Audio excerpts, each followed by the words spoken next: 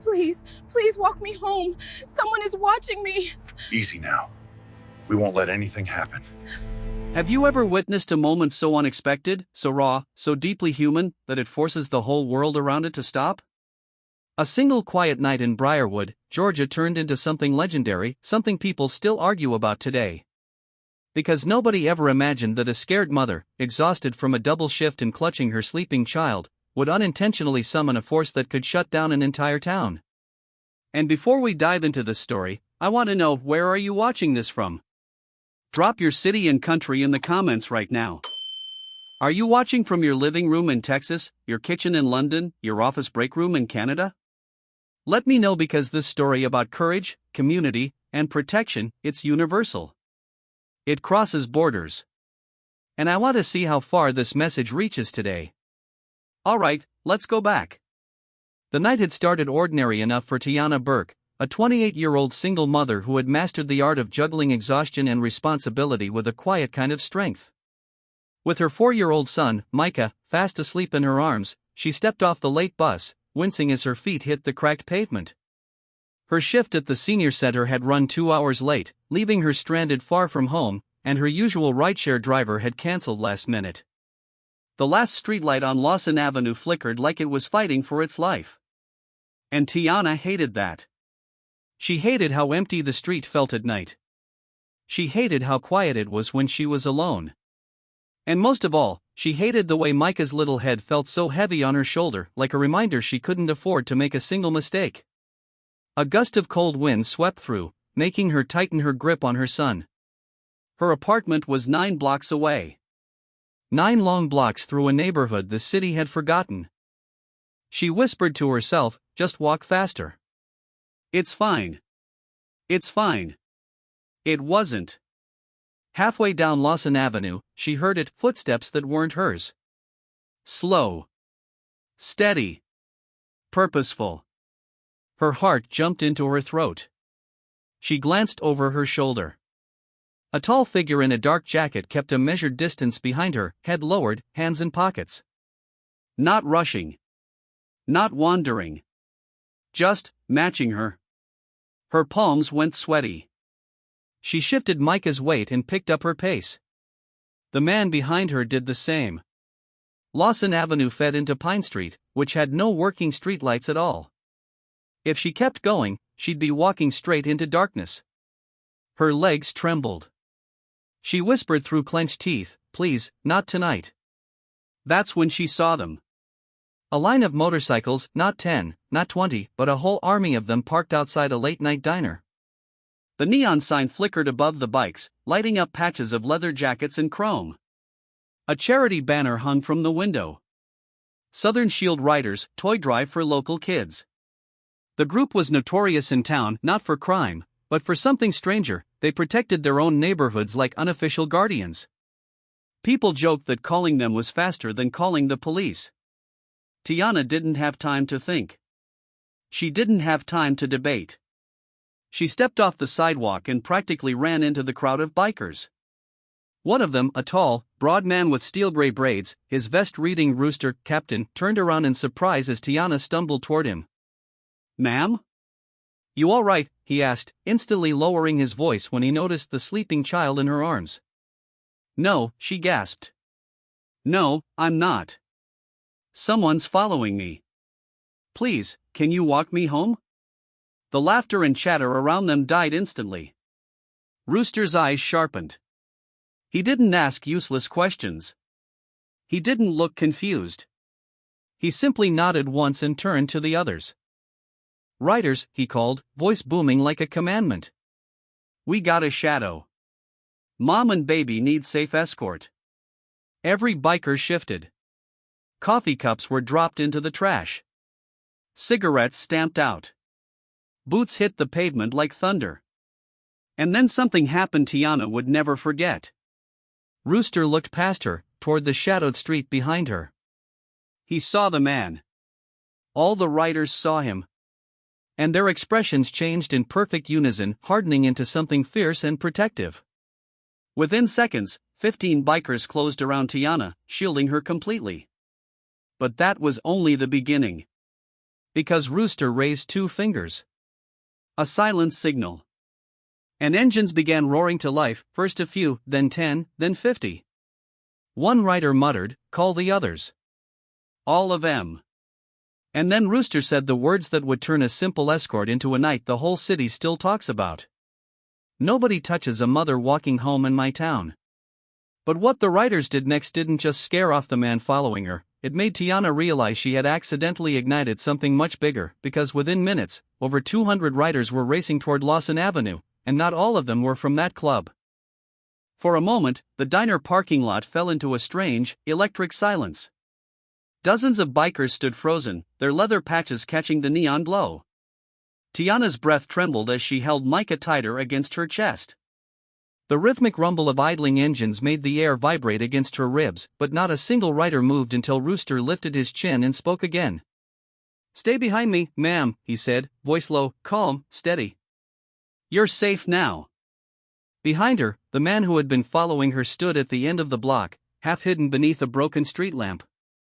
He wasn't running. He wasn't pretending to be on his phone. He was just watching, studying them, as if calculating the best moment to slip forward.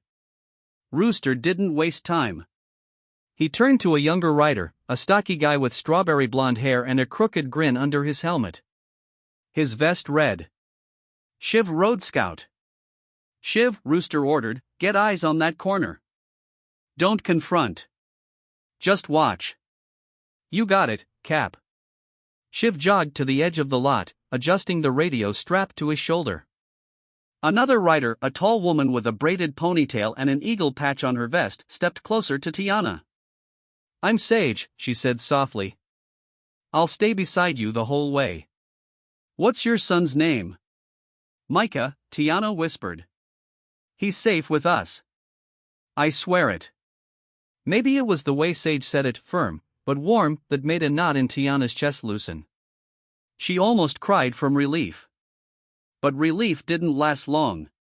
Because the stillness was broken by something faint, then stronger, then overwhelmingly loud. A deep, rolling thunder in the distance. Not cars. Not sirens. Motorcycles. Lots of them. Rooster exhaled sharply. That's the Southside chapter. They must have heard the alert. Tiana swallowed hard. They heard already? How? Rooster tapped a small device clipped to his vest. Emergency network. When a rider calls for protection, every chapter within 50 miles gets pinged. Tiana's eyes widened. All that, because of me? Because of what's behind you, Sage corrected gently. The rumbling grew louder, 10 bikes, 20, then 40 headlights sweeping across storefronts as a formation of riders turned onto Lawson Avenue. Some wore the gold and black colors of the Southern Shield Riders. Others wore maroon patches. Some bore no patch at all but rode alongside them anyway. Strangers. Rivals. Old-timers. New recruits. But every single one of them had come.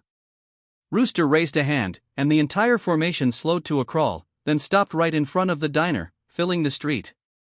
Engines idled like dozens of growling beasts waiting for a command. "Cap," Shiv called suddenly from his lookout post. He moved. The tension snapped back instantly. "How far?" Rooster asked. "Half a block toward the laundromat. Trying to stay in the shadows. He knows he's outnumbered." Rooster's jaw flexed. "He's not nervous enough." Sage stepped slightly in front of Tiana. "He's testing how we move." Rooster nodded grimly.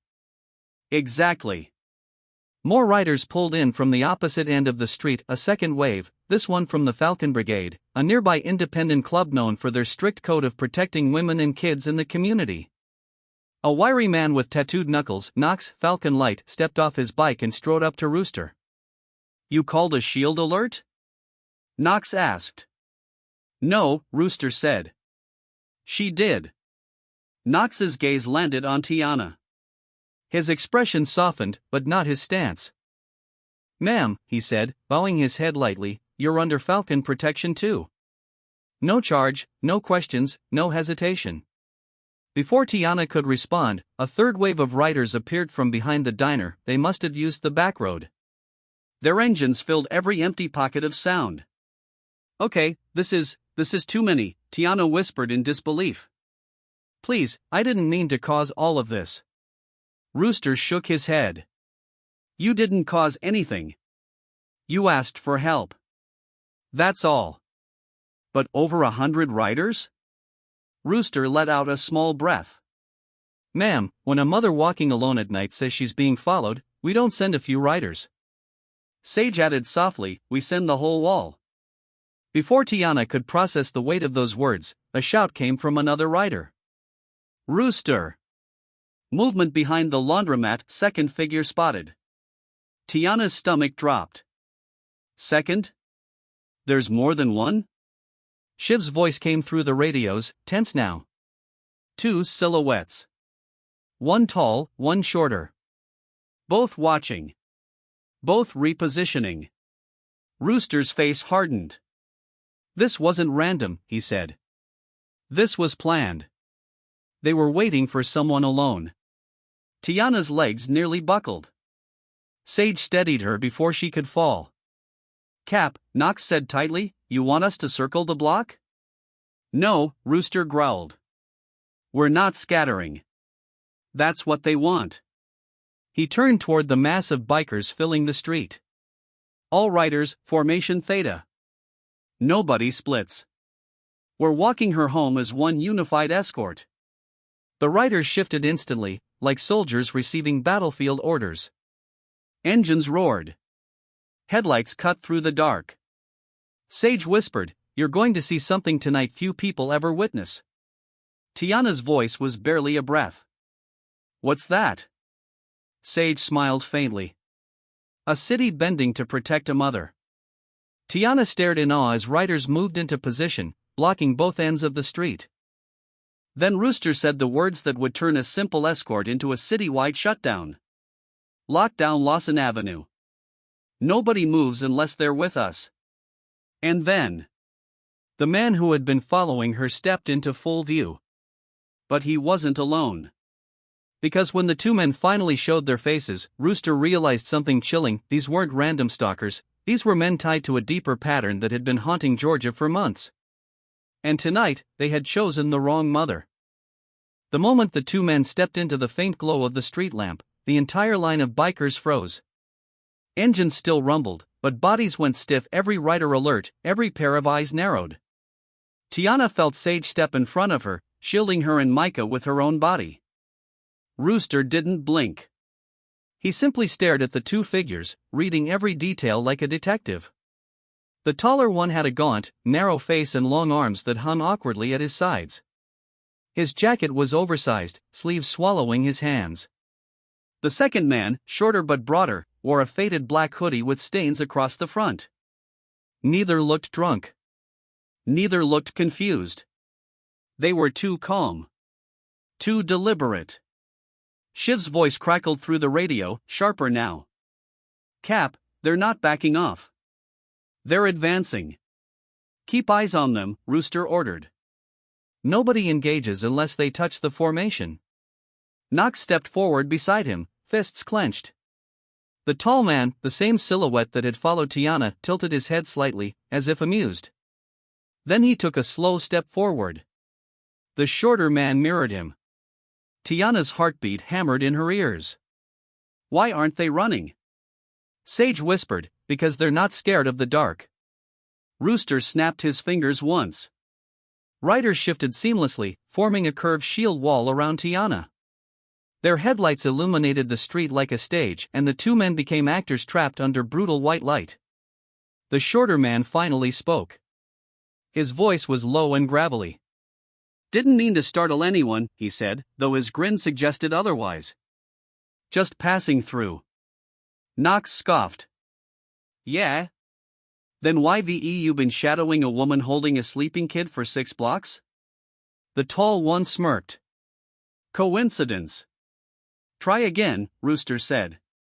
The tall man's eyes slid over the dozens of riders, but strangely, he didn't look nervous. If anything, He looked like he was timing something. That bothered Rooster. "Shiv," Rooster murmured into the radio, "check the side alleys." "Something's off." "Already moving," Shiv responded. Just then, a deep metallic clank echoed from behind the laundromat, the unmistakable sound of a vehicle door slamming. Sage stiffened. Cap rear movement. Rooster lifted his chin slightly. "Shiv, report." Static. Then, "Cap, you're not going to like this." Rooster's gut tightened. "Talk to me." "There's a van in the back lot. White. No plates. Engine running. Driver's seat empty." Tiana nearly dropped Micah. "A van? Oh God." Sage grabbed her hand. "Don't panic. You're protected." Rooster's voice turned grim. "Shiv, eyes on doors. Don't approach." "Copy." The tall man's smirk widened when he heard the word van. The shorter one shifted his stance, almost excited. "You're surrounded," Knox snapped. "So I'd start explaining before this gets real ugly." But the tall man stepped back. Not in fear. In preparation. And that was when it happened. A third figure, someone nobody had seen, sprinted from behind the laundromat, heading straight for the running van. "HUI," yelled Shiv through the radio. "Third suspect. Moving fast." The two men in front of the bikers turned sharply and bolted, not toward Tiana, not toward the riders, but toward the back lot. Everything exploded into motion. "Riders, lock the street." Rooster roared. The sound of engines revving in unison shook the pavement as nearly 80 bikes surged forward, blocking both ends of Lawson Avenue. Knox and Sage pulled Tiana back into the center of the formation. "Tiana, stay down," Sage ordered. She knelt, shielding Micah with her entire body. Rooster took 3 running steps and leapt onto his bike. "Southside riders, flank left. Falcons, block the laundromat exit. Do not let that van pull out." Headlights swung like sweeping search beams across the pavement as riders peeled off in tight formations. Tires screeched. Boots slammed the ground. Helmets dropped into place. But the suspects were fast, unnervingly fast, sprinting across the cracked asphalt with a confidence that chilled Rooster's blood. "They knew the layout," Sage whispered. "They planned this." Rooster revved his engine. "Not well enough." The tall man reached the van just as the third suspect started climbing inside. He grabbed the door handle. But a roar of engines thundered in from the opposite direction. A new wave of riders stormed down the street, nearly 70 more, their jackets marked with the red insignia of the Iron Legion, a group known for never backing down from a fight. Their president, a towering biker named Brick, raised his fist high. "Rooster," he bellowed. "Heard you had a problem." Rooster smirked. "You're late." The tall suspect saw the road closing, saw more bikes pouring in from behind him, and he made the only choice available. He dove into the van. "Block them!" Rooster roared. Before the riders could fully close the exit, the white van shot backward, slamming through a pile of dumpsters, hitting the alley at a sharp angle, and disappearing into the darkness with its tires screaming. Shiv cursed. "They're running, Cap." Rooster slammed a fist against his handlebars. "They're running," he growled, "because they weren't here for a robbery." Sage finished the thought quietly. They were here for her. Tiana trembled violently, knees giving out as she sank to the asphalt. Why me?" Rooster looked down the dark alley, jaw clenched. "Because, ma'am, predators like them don't follow people at random." He parked his bike, staring after the van's fading taillights. "And tonight, they just made the worst mistake of their lives." But Rooster didn't know the truth yet, that the van wasn't running away, it was running toward something. Something planned. Something coordinated. And the bikers were about to walk straight into the middle of it. For a few seconds, nobody moved. The roar of the van's fleeing engine faded into the maze of backstreets until all that remained was the rumble of motorcycles and the heavy breathing of men ready for war. Tiana stood frozen, Micah's small body limp against her shoulder, her mind spinning with 1,000 unanswered questions. Rooster finally broke the silence. "Listen up," he barked, his voice echoing across Lawson Avenue. "They didn't pick a random mom. They didn't stumble onto this street. They were coordinated. That means we treat this as a targeted threat." Brick, president of the Iron Legion, stepped forward, cracking his knuckles. "You want pursuit?" Rooster shook his head. "No. They went into the industrial grid. Too many blind turns. Too many escape routes." "But we can still track M," Shiv argued, breathless from the chase. "They can't outrun 70 bikes forever." "That's not the point," Rooster said sharply. "They weren't just trying to escape." Sage, still crouched beside Tiana, stared toward the alley where the van vanished. "They were leading us away." Tiana's breath hitched. "Away from what?" Rooster's jaw tightened. "From something else they planned." Before anyone could process that, Knox's radio crackled to life. "Central Dispatch, Code Yellow. Reports of suspicious activity near the Briarwood rail yard. 2 individuals seen matching the suspects' descriptions. Possible vehicle relocation." Brick threw his hands up. "You've gotta be kidding me. They're splitting up?" "No," Rooster said. "They're moving to location 2. Sage helped Tiana to her feet. "And that means they're not done." Tiana's voice cracked. "Is my home safe? My street? My neighbors?" Rooster placed a heavy, reassuring hand on her shoulder. "We're escorting you home. And until those men are caught, nobody goes near your apartment without going through us first." But before he could give the next order, a deep, growling engine approached from the far end of the street. A black police cruiser. Sergeant Daniel Reeves, a Briarwood veteran known for being both fair and stubborn, stepped out and immediately surveyed the army of bikers blocking the street. Rooster sighed. "Here we go." Reeves adjusted his belt. "Rooster. Brick. Knox. How many times do we have to discuss this street? You cannot shut down city blocks without clearance." Knox stepped forward, annoyed. "We had a mother being hunted." Reeves raised a brow. "Then call the police." "We did," Rooster shot back. "You were 20 minutes away." Reeves's jaw ticked, because he knew it was true. Before another argument could escalate, Sage spoke gently. "Sergeant, these men weren't following her for a wallet or a phone. They had a van. A team. Another location already prepped." Reeves finally looked at Tiana, her shaking hands, her terrified eyes, the sleeping child clinging to her shirt. His face softened. "Ma'am," he said quietly, "I'm sorry this happened." "I'm going to take your statement." "No," Rooster interrupted. "You're not pulling her aside." "Not until she's home." Reeves narrowed his eyes. "That's not how law enforcement works." Brick folded his arms. "Then arrest all of us." Reeves stared at the wall of patched vests and chrome bikes. He knew damn well he didn't have the manpower for that. He pinched the bridge of his nose, exhaling. "Fine," he said. "Escort her home. But after that, you answer questions." Rooster nodded once. "Fair." Reeves gestured to the bikers. "And stay in formation. No stunts. No intimidation. No blocked intersections unless safety requires it." Brick smirked. "We block everything." Reeves pointed at him. "Brick, don't."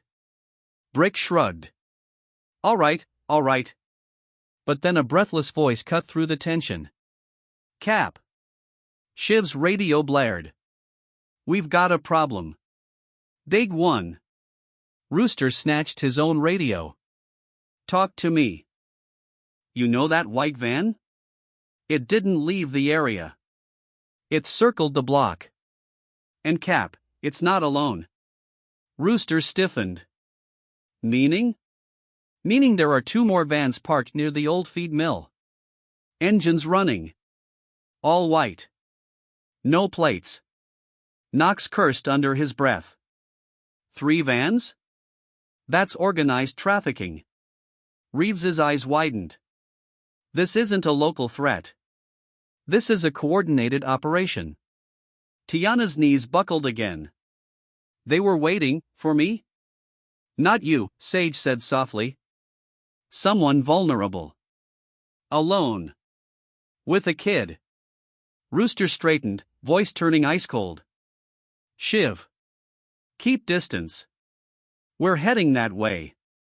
No, Reeves interjected. Nobody goes anywhere near those vans without law enforcement. Brick laughed. Buddy, we're already closer than your nearest patrol unit.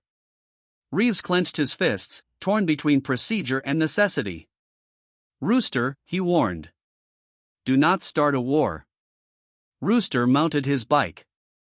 Sergeant, he said, staring straight ahead, the war already started the moment they stalked a mother on our streets.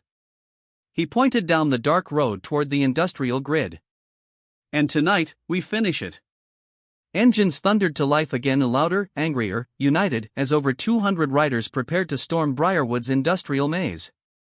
But what none of them realized was that the vans weren't waiting to flee, they were waiting to meet someone. Someone higher ranked. Someone the bikers had crossed paths with years ago, and who wasn't done with them yet. The convoy of motorcycles rolled out like a steel tidal wave, sweeping down Lawson Avenue with a roar that vibrated in Tiana's bones. She held Micah close, sheltered in the center of a moving fortress of chrome and leather. Engines thundered. Boots pounded. Radios crackled with sharp, clipped directions as they headed toward the industrial grid. Reeves's police cruiser followed close behind, emergency lights flashing but siren off. He didn't want to spook the suspects or provoke the riders. For now, everyone was on the same side. For now. Rooster led the front line, Brick to his right, Knox to his left. Sage stayed on foot beside Tiana, refusing to leave her side. But the closer they got to the feed mill, the more the air changed. Tense. Heavy. Wrong. The old Briarwood feed and grain facility loomed ahead, long abandoned, windows broken, rust climbing the metal siding like vines. The giant silos sat like silent watchtowers. It was the kind of place you'd never walk into unless you had to. Shiv appeared from the shadows and jogged beside Rooster's bike. Cap, he said, breath strained. It's worse than we thought. Rooster slowed slightly. How many vans? 3, Shiv answered. Parked in a triangle near the silo gates. They're angled for quick exit. Reeves leaned out his window. Any suspects inside? That's the problem, Shiv said grimly. There's no one in the vans. They're empty. Engines running. Doors cracked. Brick frowned. Like they're waiting for orders. Rooster's jaw locked. Or waiting for someone to arrive. Shiv hesitated. There's something else. Rooster's eyes narrowed. Shiv, spit it out. Shiv swallowed. The symbol spray painted on the south silo, it's not graffiti. It's a red scorpion. Brick's face went pale under the streetlights. You sure? He whispered. Positive. Knox cursed under his breath. You've gotta be kidding me. Them? Reeves glanced between the bikers, confused. What does that mean? Brick answered first, voice low and dark. It means your problem just got a whole lot bigger, Sergeant. Then he looked at Rooster. Red Scorpion crew is back. Reeves froze. The trafficking ring from 18? The one the department dismantled? Sage shook her head. No. The one the bikers dismantled. Police only took credit after. Rooster didn't correct her. Because she was right. Back in 2018, the Red Scorpion crew had been the most vicious trafficking group in the Southeast. They didn't move drugs. They didn't run guns. They moved people. Women. Teens. Single mothers. Anyone vulnerable who wouldn't be missed fast. Rooster, then a younger Patch, had gotten dragged into it when a neighbor's daughter went missing. The clubs had banded together, hunted the Scorpions across 3 counties, and exposed their whole operation before the police even filed paperwork. But their leader, the man known only as Mako, escaped. And now, the symbol painted on the silo told them exactly who was orchestrating everything tonight. Mako's back, Sage said quietly. That's who they were waiting for. Tiana clutched Micah tighter. Why would men like that target someone like me? Rooster answered without turning around. Because you were alone. Exhausted. Distracted. Carrying a child. You were the perfect mark. Tiana felt her stomach flip. She had walked these streets countless nights after late shifts. She never imagined eyes were watching. Shadows listening. Predators circling. Reeves stepped forward, holding his radio. We need backup. State units. SWAT. Everyone. Brick cut him off. They'll be gone before backup clears Main Street. Rooster nodded. This isn't a standoff. It's a rendezvous. As if on cue, a low hum filled the air, different from motorcycles.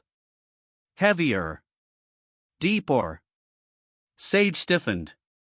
Vehicle inbound. East side. A pair of headlights flickered at the far end of the industrial yard. Rooster raised his hand. Every engine dropped to a silent idle. Out of the darkness rolled a black SUV, windows tinted, body reinforced, the kind of car used by people who didn't want to be seen and never wanted to be followed. It stopped exactly in the center of the 3 white vans. The driver's door opened. A man stepped out slowly, tall, broad-shouldered, wearing a dark coat and leather gloves. His face was hidden beneath a low baseball cap. But the way he moved, deliberate, confident, unbothered by 200 bikers watching him. Rooster felt the hair on his arms rise. Sage whispered, "That's him. That's Mako." The man spoke with a calmness that chilled the air. Rooster. Brick, it's been a long time. Knox muttered, "He's not scared at all." Rooster stepped forward. You made a mistake coming back to Briarwood. Mako tilted his head. No, he replied. Tonight went exactly as planned. Reeves raised his gun. Hands where I can see them. Mako didn't lift his hands. He smiled. Sergeant, you have no idea how many people are watching this moment right now. Rooster's stomach dropped. This wasn't a trap. This was a message. And Mako was the one writing it. Because when Mako finally revealed what he brought in those vans and who he brought with him, Lawson Avenue wasn't the only street that would be shut down tonight. The entire city was about to face a nightmare. For a long, chilling moment, nobody breathed. The black SUV idled in the center of the industrial yard, the 3 white vans surrounding it like satellites orbiting a dark star. Mako stood beside the open driver's door, his gloved hand resting casually on the roof, his face barely visible beneath the brim of his cap. Reeves kept his gun raised, though his hand trembled despite training. I said hands where I can see them. Mako didn't even look at him. Sergeant, lower the weapon. You and I both know you won't fire with a child nearby. Reeves stiffened. Behind him, Tiana clutched Micah so tight her arms ached, her heart beating like a trapped hummingbird. Sage stepped protectively between them, hand resting on the small knife strapped to her thigh. Rooster moved forward, slow and steady, the entire biker wall shifting with him. Mako. Why the vans? Why my streets? Why tonight? Mako smiled without warmth. Because, Rooster. I needed you all in one place. Rooster's jaw clenched. Well, here we are. Now what? Mako looked around, surveying the hundreds of bikers filling the yard like an army. You brought the whole city. You threatened a mother, Brick said. We show up for that. Oh, Brick, Mako sighed. You still think so small. This isn't about one mother. Tiana felt her knees weaken. Sage gripped her arm. Rooster's voice hardened.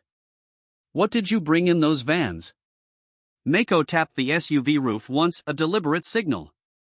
All at once, the 3 white vans clicked. Lock. Unlock.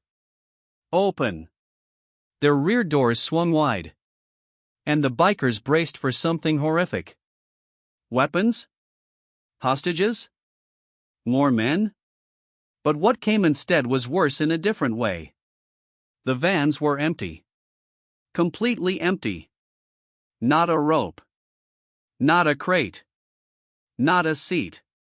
Just stripped interiors and gasoline fumes. Knox blinked. What the hell? Reeves lowered his gun slightly. If they're empty, then what were you? Mako raised a single finger, silencing them all. He spoke slowly, deliberately, the way a surgeon might explain a fatal diagnosis. These vans weren't meant to carry anything. His eyes lifted toward the bikers. They were meant to draw something. Rooster's blood ran cold. Draw what? Mako turned and looked directly at Tiana. And for the first time, she saw his face clearly. Calm. Measured. Predatory. Like he already owned the night. What I needed, Mako said, was her. Tiana's entire body locked in place. Me? Sage stepped forward, knife drawn. You don't speak to her. Mako ignored her. You've been watched for months, Ms. Burke. Not by me, by someone trying to blend into your world. Someone who failed tonight because you ran into them. He gestured toward the wall of bikers. Rooster didn't take his eyes off Mako. You're lying. You weren't after her personally. No, Mako said calmly. Not her specifically. But women like her. Tiana swallowed, feeling sick. Alone, walking home, tired. Predictable, Mako finished. Rooster's fists curled. You sick. Don't moralize at me, Mako snapped, his tone briefly breaking its calm. The world has predators. You choose to play guard dog. I choose to operate efficiently. Then he smiled again. But guard dogs can be baited. Brick growled. He lured us out. Correct, Mako said. You all rushed here without thinking why. You abandoned your routes. You left certain neighborhoods unguarded. You left certain families vulnerable. And tonight, while you swarmed the feed mill like hornets. He pointed behind them, toward the rest of Briarwood. My people are working. Rooster's heart dropped to his stomach. Where, he demanded. Where did you send them? Mako didn't blink. Downtown Briarwood. The Friday night market. Sage's face drained of color. There are thousands of families there right now. Reeves grabbed his radio. Dispatch. This is Sergeant Reeves, Code Red. We need all available units to the downtown market. Mako clicked his tongue. Too late. They've been there 20 minutes. Rooster's chest tightened. You son of. Mako warned. I didn't say they were harming anyone. Not yet. The riders collectively tensed. Mako spread his arms slightly. But if you leave this yard, without finding the one man I left behind to watch you, he will radio ahead. And then things will unravel very fast. Rooster froze. The one man. A lookout. A failsafe. A detonator of chaos. Sage whispered, Cap, he's telling the truth. Rooster clenched his jaw. Where is he, Mako? Who is he? Mako stepped backward toward the SUV. You already met him tonight. Rooster's eyes widened. The tall man with the oversized jacket. The one who watched from the shadows. The one who smirked as he ran. Mako saw realization hit and nodded. He's still here. Shiv spun around, scanning rooftops, alleys, windows. Cap, I can't get visuals.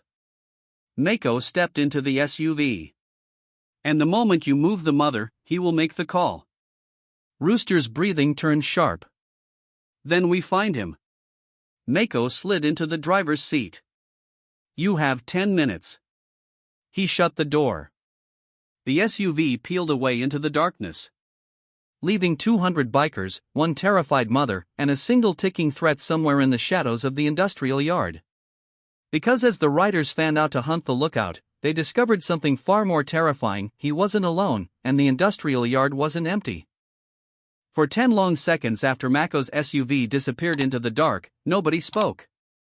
The silence inside the Briarwood feed and grain yard was thick and suffocating, the kind that made even seasoned bikers grip their handlebars tighter. Then Rooster snapped back into commander mode.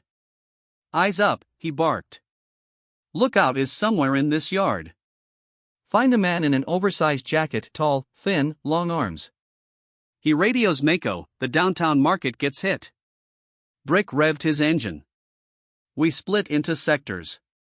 North Silo, East Loading Dock, Rail Corridor. No. Rooster cut him off. That's what Mako wants. Teams spread out too thin. We stay in clusters of 4. Reeves stepped forward, gun lowered but still ready. Rooster's right. Industrial yards are mazes. You split too far, you'll get boxed in. Knox nodded. Then we move fast, but smart. The riders shifted, forming tight squads. Engines lowered to a quiet rumble, not to announce themselves but to mask the sound of boots on gravel. Flashlights flickered on. Sage placed a calming hand on Tiana's shoulder. Stay in the center. Don't move unless Rooster says so. Tiana nodded shakily, Micah limp on her shoulder, still sleeping through the chaos, a blessing she didn't dare question. Then Shiv's voice crackled through the radio. Cap. I'm at the rail corridor. We've got footprints. Fresh ones. Rooster lifted his chin. Direction? Towards Silo 2. Silo 2, the only building with a stairwell that led to a roof landing. A perfect sniper's perch. A perfect lookout spot. A perfect place to watch the bikers without being seen. Rooster growled. Teams A and B with me. C and D secure the vans. Don't let anyone touch them. Brick smirked. Copy that. Nobody's hijacking our crime scene. Sage stayed beside Tiana, guiding her toward the safest point in the formation. But before they could move 10 steps, a loud metallic clang echoed through the yard. Everyone froze. Another clang. Then another. Then footsteps. Dozens. Fast. Rooster's blood ran cold. That's not one lookout, he whispered. Brick swore. Cap, we've got multiple runners. Shadowy figures bolted from behind the silos, weaving between machinery, scattering in all directions. Reeves raised his gun. Freeze. But they didn't freeze. They exploded outward like a nest of spiders, disturbed, moving fast, unpredictable, each wearing similar oversized jackets. Their movements were erratic, chaotic, intentionally confusing. Decoys. Mako hadn't left one lookout. He left many. Rooster yelled, "Do not shoot. Identify first." Knox sprinted toward the nearest figure. Cap, this one's smaller. Can't be him. Another flashed past Sage, too stocky, not tall enough. Shiv tackled one to the ground only to curse. This one's a teenager. Reeves grabbed his radio. Dispatch, we have multiple suspects fleeing the yard. Static. Then a sharp screech. Rooster shouted, "They're jamming us." Tiana felt her throat tighten. They're using kids? Sage grabbed her hand again. Mako uses whoever he needs to hide the real threat. But then Shiv's voice blasted through the radio, breathless. Cap. North Silo roof. I've got eyes on him. Rooster spun. You sure? Positive, same jacket, same build. He's on the roof aiming a phone, about to call. Rooster didn't hesitate. All riders, north silo. Engines roared to life. Dozens of bikes surged across the gravel, their headlights cutting through dust clouds. Reeves sprinted alongside them, gun raised, lungs burning. Sage pulled Tiana with the formation, keeping her low. The tall silhouette stood on the roof edge, a phone lifted in his hand. Rooster shouted, "Drop the phone." The man didn't drop it. He smiled and pressed the screen. Sage screamed, "No." But something unexpected happened. The man winced. His head snapped to the side. He pressed the phone again, nothing. Rooster blinked. "What the hell?" Shiv barreled onto the loading dock, pointing. "He can't get a signal. Our engines are interfering with his network. Move." Rooster roared. "He's gonna try again." The lookout bolted across the rooftop, leaping toward the ladder cage. Knox reached it first. "I've got him." But the lookout didn't climb down. He threw himself off the opposite side, a 15-foot drop, landing hard but rolling with practiced skill. Tiana gasped. He got up limping, clutching his ribs, and sprinted toward the far gate. Reeves raised his gun to fire. Rooster slapped his arm down. "Not with civilians around." Brick hit the throttle, cutting off the suspect's escape path. But the lookout skidded, pivoted, and dove into a narrow drainage trench. "Gone." Shiv growled, "He's like a damn shadow." Rooster exhaled sharply. He didn't make the call. Downtown is still safe. For the moment. Tiana's knees buckled. He almost signaled them. Rooster turned toward her, voice steady but urgent. He will try again. And if he gets that signal out, his eyes lifted toward the city skyline. The night market becomes a hunting ground. Sage whispered, "Then we find him before he finds a signal." Rooster nodded. "We hunt the hunters." But just when the riders thought they had a handle on the situation, one discovery in the trench changed everything, because the lookout wasn't trying to escape, he was trying to lead them away from something horrifying hidden right under their feet. The trench where the lookout disappeared was nothing more than a narrow concrete channel, barely 3 feet wide, running parallel to the abandoned rail spur. Rusted pipes dripped above it, the whole place smelling of metal, oil, and stale water.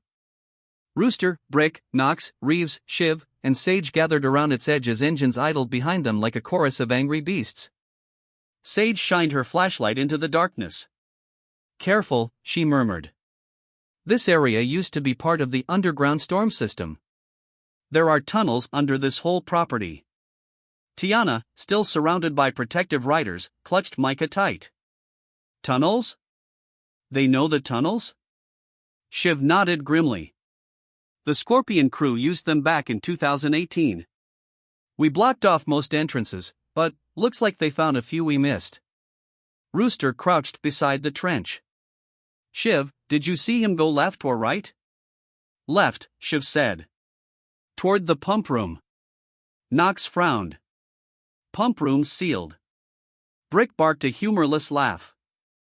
"You think that stops guys like Mako?" Reeves adjusted his flashlight. "I'll radio for."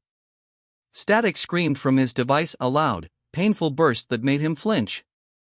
Rooster grimaced. "Jammers." "Still on." But then Sage froze. "Everyone hold up," she whispered. Rooster's head snapped toward her. "What is it?" Sage shined her flashlight deeper into the trench. Concrete walls, rusted grates, trickling water.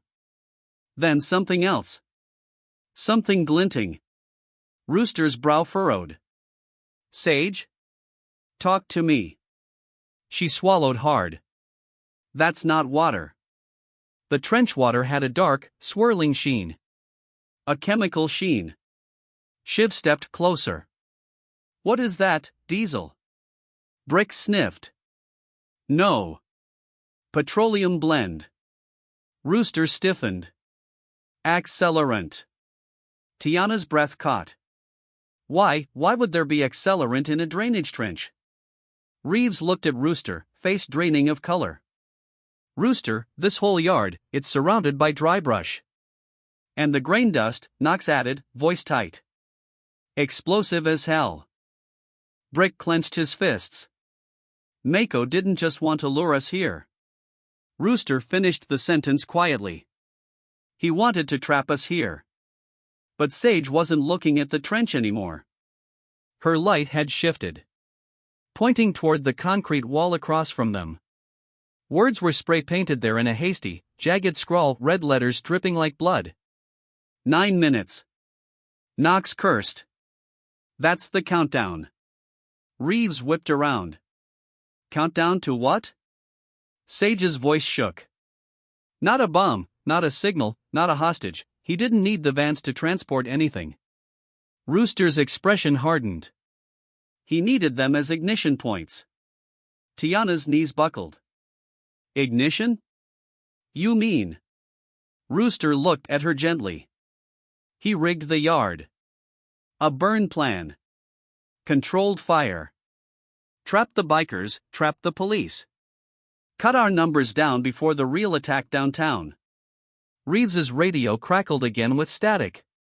Brick spun toward the vans. We need to see what's inside those things now. Rooster nodded. Team C indeed vans. Move. Dozens of riders sprinted across the gravel. Shiv jumped into the trench, boots splashing in the accelerant. Cap. You're gonna want to see this. Rooster crouched. What is it? Shiv pointed his flashlight down the trench's length. Black wires floated across the surface of the accelerant, snaking through the water, branching like veins, leading somewhere deeper under the yard. Reeves exhaled sharply. Dead cords. Remote ignition. If the lookout gets a signal out. This place goes up like a tinderbox, Brick finished. Sage stared at the wires, horrified. And we brought 200 motorcycles into a fuel-slick yard. Rooster stood abruptly, voice fierce. Nobody panics. We move fast, clean, controlled. Knox swallowed. Cap, what if the lookout already got out of the tunnels? Rooster didn't hesitate. Then we beat his signal to the punch. But then. A rider shouted, voice cracking. Cap. We got something in van 1. Rooster and Reeves ran toward the vans, Sage pulling Tiana with them. Brick had already ripped open the side door of the first van. His flashlight beam cut through the empty interior, and landed on something small, square, and blinking. Reeves froze. Is that? Shiv finished the thought. A relay transmitter. Not a bomb, a signal booster. Rooster's stomach dropped. He doesn't need to escape the yard for the call to go through. Reeves nodded grimly. He just needs to get close enough to the booster. Tiana felt faint. So he's not running away, he's coming back? Sage nodded slowly. That's why he dove into the trench. Rooster turned sharply toward the north corner of the yard. That lookout isn't escaping. He's crawling under us. Positioning himself to climb up near the vans. Brick shouted orders. Riders shifted. Rooster's voice thundered. Everyone spread perimeter around the vans. Full lockdown. Engines roared. Flashlights whipped through the dark. But Sage wasn't looking at the vans. She was staring at the ground beneath her feet. Cracks. Vibrations. Movement. Sage? Rooster called. She pointed. Cap, he's under us right now. And then. The concrete shifted. Just slightly. But enough. The lookout wasn't escaping. He was emerging. The hunters had become the hunted. Because when the lookout finally surfaced, what he held in his hand wasn't a phone, it was something far worse, and the bikers realized Mako's real plan didn't involve fire at all. It involved her. For a split second, nobody moved. The ground beneath the vans vibrated like something alive, dust lifting into the air in trembling clouds. Rooster, Sage, Brick, Knox, Reeves, and nearly 200 riders formed a circle, engines rumbling low and dangerous. Tiana stood at the center of it all, clutching Micah so tightly her arms ached. Then, crack! A slab of concrete shifted, pushing upward. Shiv raised his flashlight.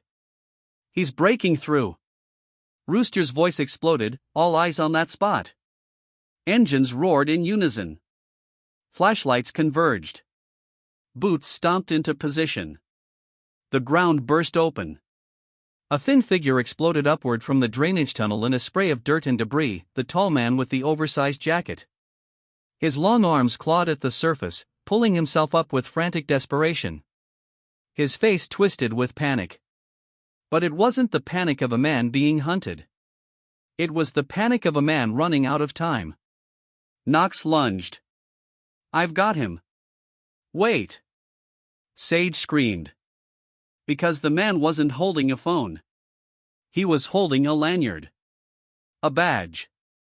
A laminated access pass with a barcode and a single printed name. Tiana Burke. Tiana gasped. What is that?" "That's my name." Mako hadn't targeted her because she was alone. Or tired. Or walking at night. He targeted her because he had her identity. The lookout staggered forward, half crawling toward the booster van, the badge swinging wildly from his hand. Reeves shouted, "Stop! Drop it now!" But the lookout wasn't listening. He was muttering to himself, shaking, frantic. "She was supposed to be tagged, she was supposed to be tagged, we don't leave without the tag." Sage's face went pale. "Oh God. Cap, it's not a signal. It's an upload."